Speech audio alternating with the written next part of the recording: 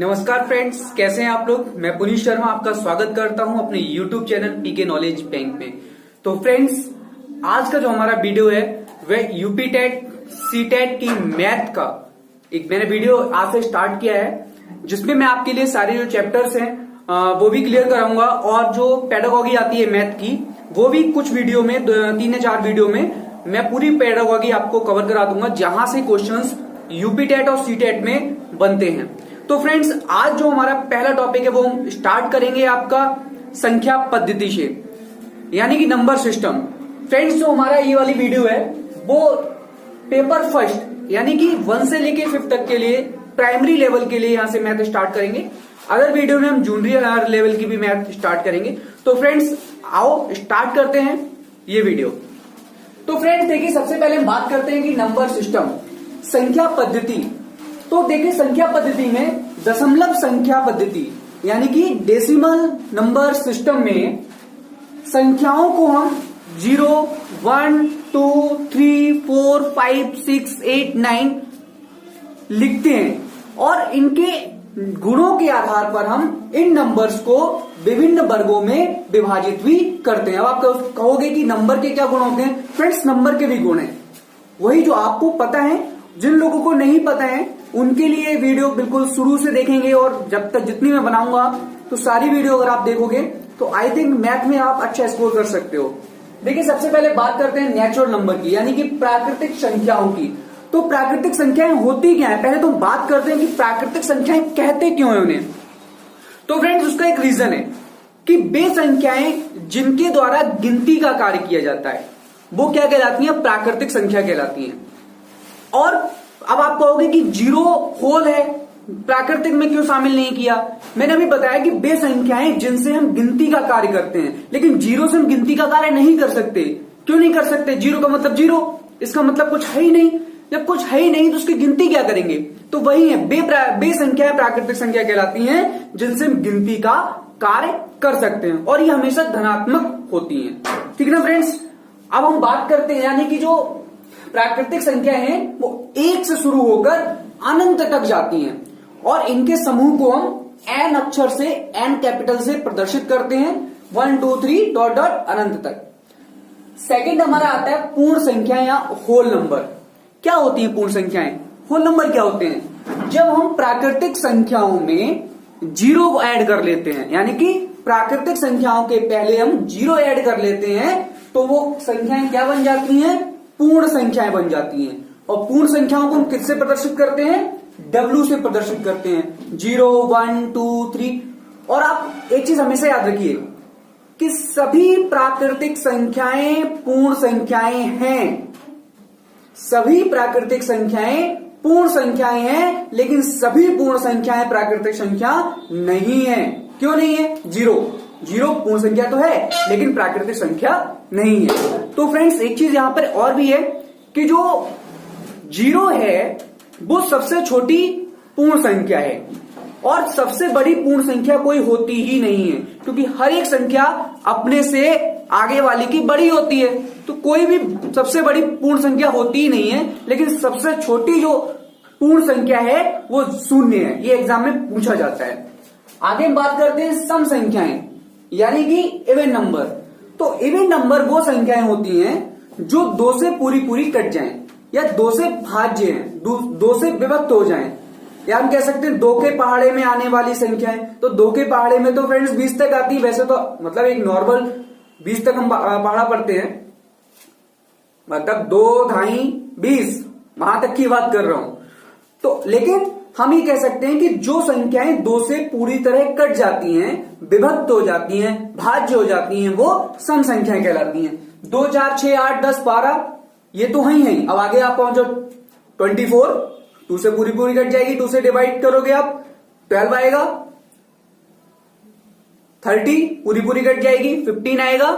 तो फ्रेंड्स, वही कि वे संख्याएं जो 2 से पूर्ण विभाजित हो जाती हैं सम संख्याएं कहलाती हैं। विषम संख्याएं, तो फ्रेंड्स जो संख्याएं 2 से पूर्ण रूप से भाज्य नहीं है, विभाजित नहीं होती, विषम संख्याएं कहलाती हैं। जैसे 3, 5, 9, 11 ये सब क्या है, ये विषम संख्या है। फ्रेंड्स नेक्स्ट हमारा है कि पूर्णांक संख्याएं यानी कि इंटीजर्स। तो फ्रेंड धनात्मक व ऋणात्मक चिन्हों के साथ जो संख्याएं होती हैं वो इंटीजर कहलाती हैं। देखिए जैसे इसको आई के इसके समूह को आई से रिप्रेजेंट करते हैं, -3, -2, -1, 0, 1, 2, 3 यानी कि वे संख्याएं जो सिंबल के साथ होती हैं, प्लस और माइनस चिन्ह के साथ लिखी होती हैं, वो पूर्णांक कहलाती हैं। और फ्रेंड्स जो पॉजिटिव नंबर होते हैं उनके साथ प्लस लगाना कोई अनिवार्य नहीं होता, उनको हम प्लस ही मानते हैं, लेकिन नेगेटिव नंबर के साथ में हमें माइनस लगाना जरूरी होता है, वरना वो प्लस की संख्या में आ जाएगी। नेक्स्ट है हमारा अभाज्य संख्याएं यानी कि प्राइम नंबर। तो फ्रेंड्स प्राइम नंबर क्या होते हैं? प्राइम नंबर वो नंबर होते हैं जो केवल खुद से और एक से विभक्त हों, कटे, प्राइम नंबर कहलाएंगे। यानी कि जिनके फैक्टर केवल खुद की वही संख्या और 1 होता है वो प्राइम नंबर कहलाते हैं। जैसे 2, 3, 5, 7, 11, 13। अब मैंने यहां 2 जो लिखा है वो रेड से लिखा है, बाकी सब ब्लू से लिखे हैं। तो इसका यहां पर मैंने इसलिए लिखा है कि इसको मैंने हाईलाइट किया है कि 2 एक सम अभाज्य संख्या है। प्रश्न पूछ लिया जाता है कि निम्नलिखित में से सम अभाज्य संख्या कौन सी है, तो बहुत सारे लोग सोचते हैं 2 तो सम संख्या है, तो अभाज्य कहां से हो गई है? तो लेकिन 2 सम अभाज्य संख्या है, ये प्रश्न पूछा जाता है एग्जाम में। नेक्स्ट है परमेय संख्या, यानी कि ऐसी परमेय संख्या जो P/Q के रूप में लिखी जा सकती हैं, यानी कि जो हम बटे में लिख सकते हैं, जैसे P/Q, ये क्या हो गया? ये रेशनल नंबर की फॉर्म हो गई, यानी कि लिख सकते हैं परमेय संख्या कहलाती हैं, जहां P व Q क्या है? कोई संख्या है, लेकिन Q का मान यानी कि डिनोमिनेटर का मान यानी हर का मान शून्य नहीं होना चाहिए। ये कंडीशन होती है Q is not equal to 0। तो हम लिख सकते हैं 2/5, 1/5, 1, 0। हाँ, यहां से भी प्रश्न पूछ लिया जाता है कभी कभी निम्नलिखित में से परमेय संख्या है या नहीं, तो 0 भी एक परमेय संख्या है। 4, 7/5 बहुत सारी परमेय संख्याएं बन सकती हैं। फ्रेंड्स अब आता है हमारा अपरिमेय संख्या, इरेशनल नंबर, यानी कि ऐसी संख्याएं जिनको हम P/Q की फॉर्म में नहीं लिख सकते, लिखना संभव ही नहीं है, तो वो संख्या क्या कहलाती हैं? अपरिमेय संख्याएं कहलाती हैं। अगर हम बात करें तो देखिए पाई, √2, √3, लेकिन जो आपको ये दिख रहा है ना पाई, ये बहुत बार एग्जाम में क्वेश्चन पूछा गया है, सीटेट हो या यूपीटेट या और कोई टेट या फिर और कई जगह जो एग्जाम होते हैं वहां ये क्वेश्चन बनता ही बनता है कि पाई संख्या है तो कैसी है? तो फ्रेंड्स पाई अपरिमेय संख्या है, इरेशनल नंबर है। फ्रेंड्स अब हम बात करते हैं जातीय मान यानी कि लोकल वैल्यू की। लोकल वैल्यू क्या होती है? यानी किसी भी संख्या का जातीय मान वह संख्या होती है जो वो स्वयं है। मतलब कहने का सेंस है कि किसी भी संख्या का जातीय मान उसका अपना होता है, यानी कि वह किसी भी संख्या में किसी भी स्थान पर हो, लेकिन उसका जातीय मान वही रहेगा जो कि वो संख्या खुद है। अगर उदाहरण देखा जाए तो आप देखिए कि जैसे संख्या यहां पर दे रखी है 65,783 में 3 का जातीय मान यानी कि जो लोकल वैल्यू वो क्या होगी? 3 की लोकल वैल्यू हमेशा 3 ही रहेगी। और अगर इसमें 8 की लोकल वैल्यू पूछी जाए तो जो 8 की लोकल वैल्यू होगी वो 8 ही रहेगी। जातीय मान या फेस वैल्यू, उसको फेस वैल्यू कहते हैं, यानी कि जैसा फेस है वही वो है, यानी कि जितना पूछा जाए समझो हमेशा वही संख्या लोकल वैल्यू या फेस वैल्यू या जातीय मान रहेगी। अब हम बात करते हैं फ्रेंड्स प्लेस वैल्यू की, यानी कि स्थानीय मान की। स्थानीय मान क्या होता है? कि कोई भी संख्या जिस स्थान पर है उस संख्या का जो स्थान है वो क्या कहलाता है? उस संख्या के स्थान का मान क्या कहलाएगा? स्थानीय मान कहलाएगा। जैसे कि इकाई, दहाई, सैकड़ा, कि अगर कोई भी संख्या कहां पर है? इकाई के स्थान पर है, कोई दहाई के स्थान पर है, और कोई सैकड़ा, कोई हजार, यानी कि once, tense, hundreds, thousands, 10,000s, यानी कि जिस प्लेस पर होगी तो उस प्लेस की वैल्यू ही क्या कहलाएगी? आपकी प्लेस वैल्यू यानी कि स्थानीय मान कहलाएगा। स्थानीय यानी कि स्थान के मान को स्थानीय मान कहते हैं। जैसे अब हम कैसे निकालेंगे? देखो, इकाई का अंक का स्थानीय मान, इकाई के अंक का स्थानीय मान क्या होगा फ्रेंड्स? देखो इकाई के अंक का होगा कि इकाई का अंक गुणा 1। जो इकाई का अंक का स्थानीय मान हो आप उसमें 1 से गुणा कर दो, आपका स्थानीय मान इकाई के अंक का निकल आएगा। दाही के अंक का स्थानीय मान निकालना है, यदि कोई संख्या दाही पे है यानी कि टेंस पे है तो क्या करेंगे हम, जो टेंस वाली वैल्यू होगी वो और उसमें 10 की मल्टीप्लाई कर देंगे तो दाही के अंक यानी कि 10th का आपकी प्लेस वैल्यू आ जाएगी। ऐसे ही सैकड़ा यानी कि 100 की जो प्लेस वैल्यू निकालनी है तो जो नंबर लिखा होगा 100 की प्लेस पर वो और उसमें 100 से मल्टीप्लाई कर देंगे। ऐसे 1000 का निकलवाएगा तो 1000 से मल्टीप्लाई कर देंगे। चलो हम एग्जांपल दे देते हैं आपको।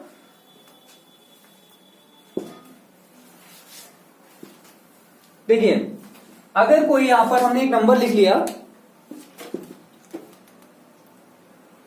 75,625 और हमसे ये कह रहा है कि इस वाले नंबर में हमें 5, 2 और 6 की प्लेस वैल्यू बतानी है। तो कैसे बताएंगे फ्रेंड्स? देखिए तो ऐसे बताएंगे हम यहां पर, देखो किसकी पूछी हमसे? 5 की पूछी। अब जरा 5 की यहां पर प्लेस कौन सी है? तो फ्रेंड जो 5 की प्लेस है 1, 10, 100, 1000 यानी कि 1000 वाली प्लेस पर है। तो मैंने क्या बताया आपको, प्लेस पे जो नंबर है वो और उसकी मल्टीप्लाई कर दो 1000 से। तो फ्रेंड्स क्या आ गया यहां पर? तो यहां पर आ गया आपका 5000। तो 5 की जो प्लेस वैल्यू क्या हो गई? वो 5000 हो गई। ठीक है ना? अब हमें निकालनी है 2 की वैल्यू। अब देखो 2 कौन सी पोजीशन पे है? 1 टेंस यानी कि इकाई दाई। टेंस की पोजीशन पे तो पहले हमने क्या बताया, वही जो टेंस वाला नंबर है वो और 10 से मल्टीप्लाई, इसकी हो गई 20। ठीक है ना? अब हम बात कर रहे हैं 6 का। तो 6 कौन सी प्लेस पे है? 1, 10, 100 की प्लेस पे है। तो पहले वही नंबर और 100 पे तो 100 से मल्टीप्लाई, तो कितना हो गया? 600। ये होता है प्लेस वैल्यू फाइंड करने का तरीका। Very easy method. फ्रेंड्स अब हम जो क्वेश्चन करना चाह रहे हैं ये अक्सर एग्जाम में पूछा जाता है, टेट में भी पूछा जाता है और सी टेट में आता ही आता है। तो फ्रेंड्स चलिए देखते हैं। क्वेश्चन है आपका, दी गई संख्या अभाज्य है या नहीं। ये हमसे अक्सर पूछ लिया जाता है कि जो संख्या हमें दे रखी है वो अभाज्य होगी या नहीं होगी। तो फ्रेंड्स यहां पर देखिए एक क्वेश्चन का है कि आपको 236 अभाज्य है या नहीं, प्राइम है या नहीं। तो कैसे पता करेंगे हम कि ये अभाज्य होगी या नहीं होगी? बताओ फ्रेंड्स। देखो सबसे पहले हम क्या देखते हैं, जो संख्या दे रखी होती है वह संख्या किसी संख्या के वर्ग से छोटी है या बड़ी, हम देखते हैं। हमें मोस्टली देखना पड़ता है कि जो संख्या दे रखी है वो किस संख्या के वर्ग से छोटी है, किस संख्या के वर्ग से छोटी है। अगर देखा जाए तो 236 फ्रेंड्स यहां पर सबसे पहले आपको इंपॉर्टेंट है, आपको स्क्वायर याद होने चाहिए। 1 से लेकर कम से कम 30 तक के आपको 30 के मैं तो कहता हूं कॉम्पिटेटिव में के एग्जाम में तैयारी कर रहे हो तो कम से कम 50 तक के तो याद होने चाहिए। ठीक है ना? तो यहां पर देखिए 236 दे रखा है। 236 किसके स्क्वायर से छोटा है? तो सबसे पहले हम देख सकते हैं कि हमें डायरेक्टली पता है कि जो 15 का स्क्वायर होता है वो 225 होता है, 225 उससे भी बड़ा है। फिर 16 का क्या होता है? 256 होता है, यानी कि 256। तो 256 से जो नंबर दे रखा है 236 वो क्या है? ये छोटा है। यानी कि हम कैसे सॉल्व करेंगे इसको कि 16 का जो स्क्वायर है वो ग्रेटर देन 236। ठीक है फ्रेंड्स। अब चूंकि 16 के स्क्वायर से छोटा है तो 16 से पीछे यानी कि 16 से कम जितनी भी अभाज्य संख्या है वो सब लिख लो फटाफट। तो कौन कौन सी 16 से कम अभाज्य संख्या है? 2, 3, 5, 7, 9, वो 9 नहीं 11 और 13। ठीक है? यानी कि 2, 3, 5, 7, 11 और 13 ये क्या है? ये अभाज्य संख्याएं हैं 16 से छोटी। अब जो अभाज्य संख्याएं छोटी हैं उन सबसे इसको डिवाइड करके देखो क्या डिवाइड हो रहा है। अगर इनमें से एक भी संख्या से अगर ये पूरी तरह डिवाइड हो गया तो समझो ये अभाज्य संख्या नहीं है। फिर से बोल रहा हूं कि जिसके स्क्वायर से वो नंबर छोटा होगा, जिसके स्क्वायर से वो नंबर छोटा होगा, उस स्क्वायर से कम जितनी भी अभाज्य संख्याएं हैं उनसे उस संख्या को भाग करके देखो, डिवाइड करके देखो। अगर वो नंबर पूरी तरह डिवाइड हो गया किसी भी नंबर से, यानी कि स्क्वायर के वर्ग से छोटी संख्याओं के किसी नंबर से अगर वो डिवाइड हो गया तो समझो वो अभाज्य संख्या नहीं है। लेकिन अगर किसी भी नंबर से वो पूरी तरह विभाजित नहीं हुआ तो समझो वो अभाज्य संख्या है। करके देखते हैं। देखिए 2 से करेंगे तो पूरी तरह विभाजित हो रहा है नहीं हो रहा है? देखो 2 से करके देखो।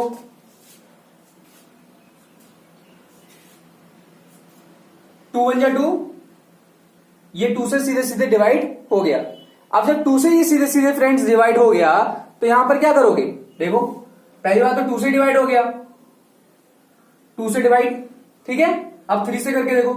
अरे भाई देखो 2 3 6 था, 2 3 6, 2 1 जा 2, 2 1 जा 2, बचा 1, 2 8 जा 16, पूरा पूरा कट गया, इससे डिवाइड है। अब जब एक ही संख्या से अगर डिवाइड हो जाता है तो समझो वो अभाज्य संख्या ही नहीं। लेकिन फिर भी 3 से करके देखो। 3 7 जा 21, इससे नहीं होगा। 5 से नहीं होगा क्योंकि डिविजिबिलिटी रूल आपने भी नहीं पढ़े हैं। मैं नेक्स्ट वीडियो में आपको पहले डिविजिबिलिटी रूल समझा दूंगा। 7 से होगा, 7 3 जा 21, बचेगा 2, नहीं होगा। 11 से होगा, 11 से भी नहीं होगा। 13 से होगा, नहीं होगा। लेकिन 2 से हो गया, यानी कि उनमें से किसी भी नंबर से अगर डिवाइड हो जाए तो समझो वो अभाज्य संख्या नहीं है। तो हम कह सकते हैं 236 अभाज्य नहीं है, अभाज्य नहीं है, ठीक है। अब हम कोई दूसरा नंबर ले लेते हैं जो आपको बताएंगे कि ये एक भाज्य है या नहीं है। चलिए अब हम नंबर लेंगे आपके लिए। अब हमने नंबर जो लिया है वो है 173। तो पहले तो हमें ये देखना है कि ये नंबर किसके स्क्वायर से छोटा है। तो अभी हमने देखा था कि जो 15 का स्क्वायर होता है उसका होता है 225, यानी कि 225, यानी कि जब 15 के स्क्वायर से ये बड़ा है तो फिर क्या आया 14। अब 14 का स्क्वायर कितना होता है 196, तो 196 से ये नंबर छोटा है। तो वही, यानी कि 14 का स्क्वायर इज ग्रेटर देन 173। तो 14 से कम जितने भी प्राइम नंबर है वो सब लिख लो। 2 3 5 7 11 और 13। अब इनसे जरा डिवाइड करके देखो, इसको डिवाइड हो रहा है नहीं हो रहा है? तो फ्रेंड्स जब हम डिवाइड करेंगे तो देखो 2 से नहीं हो रहा है क्योंकि लास्ट में 3 आ गया, 2 से डिवाइड नहीं होगा। 3 से इनका सम करो, कितना आएगा 7 3 1 11, यानी कि 11 नहीं होगा, 3 से भी नहीं कटेगा, 5 से नहीं कटेगा, 7 से 7 2 जा 14, बचा 3 नहीं कटेगा। 11 से 11 1 जा 11, बचा 6 नहीं कटेगा, लास्ट में 3 है। 13 से भी ये नंबर नहीं कटेगा, यानी कि ये नंबर इनमें से किसी से भी नहीं पूरा पूरा कट रहा है। इसलिए संख्या क्या हो गई? ये संख्या अभाज्य है, यानी कि अभाज्य है। 173 अभाज्य संख्या है। फ्रेंड्स नेक्स्ट वीडियो में हम आपके लिए जो इसके कुछ टॉपिक रह गए हैं वो हम समझाएंगे, जैसे डिवीजन रूल, डिविजिबिलिटी रूल समझेंगे, और कुछ क्वेश्चंस जिस टाइप के एग्जाम में पूछे जाते हैं इस टॉपिक में से वो क्वेश्चंस भी स्पेशली आपसे हम डिस्कस करेंगे कि इस तरह से प्रश्न आता है कि कोई नंबर किसी नंबर से किसी नंबर को डिवाइड करने पर इतना शेष बचता है, तो इस नंबर से उस नंबर को डिवाइड करने पर कितना मतलब शेष बचेगा। मैंने यहाँ पर इस नंबर उस नंबर कह दिया है, लेकिन वहां नेक्स्ट वीडियो में हम लोग इसको पूरा प्रॉपर समझेंगे। तब मिलते हैं फ्रेंड्स नेक्स्ट वीडियो में।